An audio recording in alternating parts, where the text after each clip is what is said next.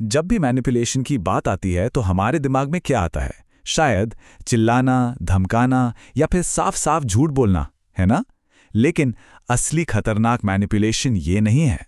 आज हम बात करेंगे उन तरीकों की जो इतने शांत और इतने छिपे हुए होते हैं कि हमें पता तक नहीं चलता। ये वो तरीके हैं जो आवाज़ नहीं उठाते, बल्कि हमारे मन में शक का बीज बो देते हैं। तो देखिए, मैनिपुलेशन ना मोटे तौर पर दो तरह का होता है। एक तो है बिल्कुल खुला हुआ, मतलब चिल्लाना, धमकी देना, जिसे पहचानना बहुत आसान है। लेकिन जो दूसरा टाइप है ना, छिपा हुआ मैनिपुलेशन, वो कहीं ज्यादा खतरनाक है। क्यों? क्योंकि ये सीधा हमला नहीं करता। ये बातचीत का रुख ही मोड़ देता है, एकदम से चुप्पी साध लेता है और सामने वाले को खुद पर ही शक करने पर मजबूर कर देता है। और ये बात इस आइडिया को बिल्कुल सटीक तरीके से बताती है। सबसे खतरनाक मैनिपुलेटर्स आवाज नहीं उठाते, वो किसी के मन में शक पैदा करते हैं। यही है वो खामोश खेल जिसे आज हम समझने वाले हैं। तो चलिए एक एक करके इन 7 तरीकों की गहराई में उतरते हैं। तो सबसे पहले देखते हैं कंट्रोल करने के तरीकों को।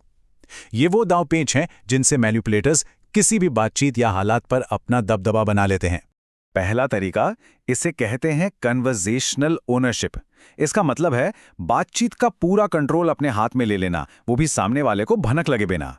यहां कोई बहस नहीं होती, ना कोई लड़ाई, बस मुद्दे को इतनी सफाई से भटका दिया जाता है कि असली बात तो कहीं खो ही जाती है। जरा इस सिचुएशन को देखिए, कितना कमाल का उदाहरण है ये। एक सीधा सा सवाल पूछा गया, कल वहां क्यों नहीं थे? जवाब क्या मिलता है? एक और सवाल, हमेशा सबसे बुरा ही क्यों सोचा जाता है? देखा आपने, बात कहां से कहां पहुंच गई और बस हो गया काम। अब बात उनकी गैर मौजूदगी की नहीं हो रही है, अब फोकस शिफ्ट हो गया है हमारी सोच पर। अब हम सफाई देते फिरेंगे, खुद को सही साबित करने में लग जाएंगे और बातचीत का सारा कंट्रोल वो चला गया उनके हाथ में। अच्छा, दूसरा तरीका है स्ट्रेटेजिक वल्नरेबिलिटी। ये सुनने में बहुत इमोशनल और शायद मासूम सा लगे। इसमें होता क्या है कि मैनिपुलेटर बिल्कुल सही मौके पर अपनी कोई दुख भरी या बहुत पर्सनल कहानी सुनाएगा। इससे होता क्या है, हमारा गार्ड एकदम से नीचे आ जाता है, हम नरम पड़ जाते हैं। लेकिन ये हमेशा एक सच्चा कनेक्शन बनाने के लिए नहीं होता। अक्सर ये इमोशनल फायदा उठाने का एक बहुत शातिर तरीका होता है। तीसरा तरीका एक क्लासिक साइकोलॉजिकल ट्रिक है, रिवर्स एंकरिंग। ये बहुत दिलचस्प है। इसमें पहले वो एक बहुत बड़ी, मतलब नामुमकिन सी डिमांड रखेंगे, जिसे फौरन मना कर दिया जाएगा। फिर वो एक छोटी, ज्यादा रीजनेबल सी रिक्वेस्ट रखेंगे, जो पहली वाले के सामने कुछ भी नहीं लगेगी और हमें लगेगा कि ये तो फेयर डील है, पर असल में वही छोटी मांग ही उनका असली टारगेट थी। ये एक तरह का सेटअप है, एक जाल। और चौथा है इमोशनल टाइम आउट, मतलब चुप्पी का हथियार। जब भी कोई तनाव वाला माहौल बनता है तो वो अचानक एकदम चुप हो जाएंगे। कोई जवाब नहीं, कोई रिएक्शन नहीं, बस खामोशी। और इस खामोशी में सामने वाला ओवरथिंक करने लगता है, अरे मैंने कुछ गलत कह दिया क्या? और अक्सर खुद ही सॉरी बोल देता है, भले ही गलती उसकी हो ही ना। खामोशी को हथियार की तरह इस्तेमाल करना, यही है ये टैक्टिक।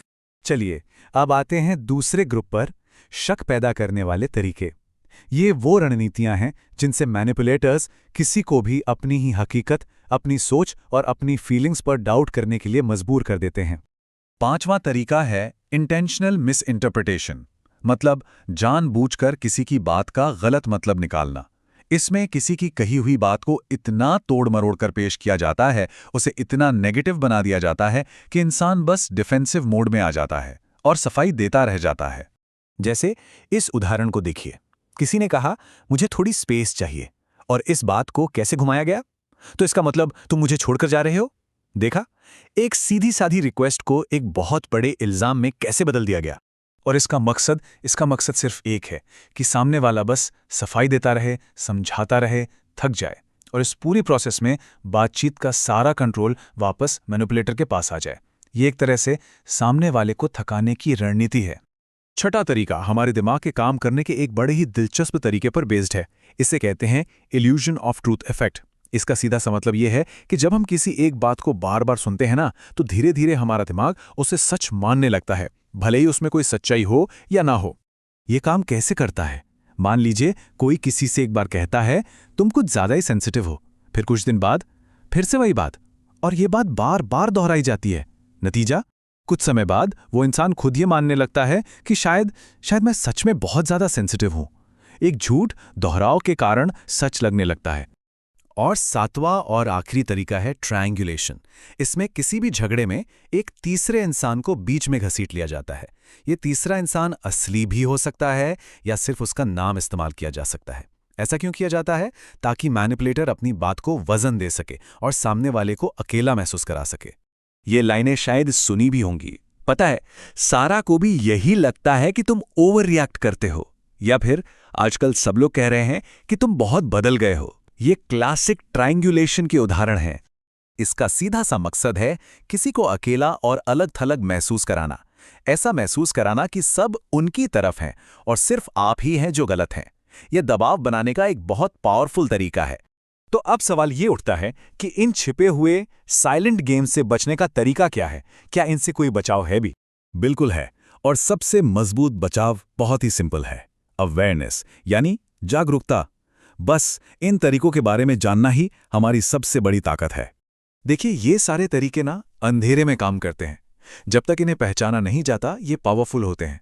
जिस पल इन्हें नाम दे दिया जाता है, आप इन्हें रोशनी में ले आते हैं, और रोशनी में इनका सारा जादू, सारा कंट्रोल खत्म हो जाता है। तो सबसे ज़रूरी बातें जो हमें याद रखनी हैं वो क्या हैं? पहली, जब भी बातचीत का मुद्दा भटकाया जाए उसे पहचानिए।